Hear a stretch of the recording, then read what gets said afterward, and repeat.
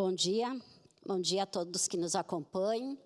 Eu acho muito importante essa moção, vereadora Daiane, não só pelo que está exposto aqui, a necessidade nas casas prisionais, mas eu relembro, acho que já faz uns 2 anos, nós fomos conversar com o delegado aqui sobre a abertura, por exemplo, da DEAN 24 horas, que tem esta lei que é necessário que as delegacias de atendimento especial às mulheres atendam 24 horas.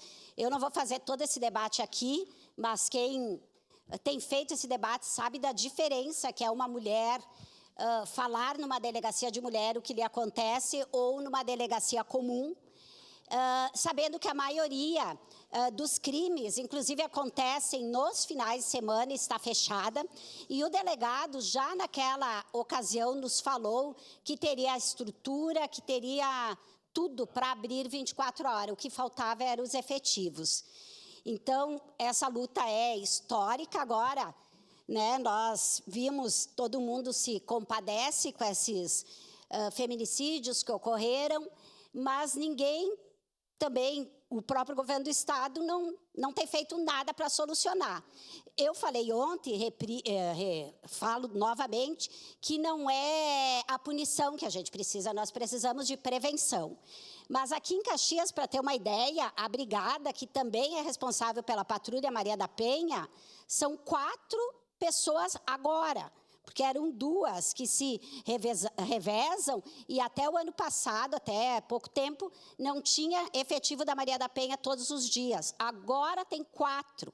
Vocês imaginem que tem mais de 50 demandas diárias pela lei, só da Maria da Penha, estou falando, fora o resto que já foi colocado aqui. Então, eu acho que tem esse concurso, nós precisamos que sejam nomeadas mais pessoas, mais efetivos para as cidades. A nossa região é uma região que tem enormes, né, contingentes de criminalidade, infelizmente, de aprisionados, de apenados. A gente sabe a interdição que está as 2 casas prisionais daqui.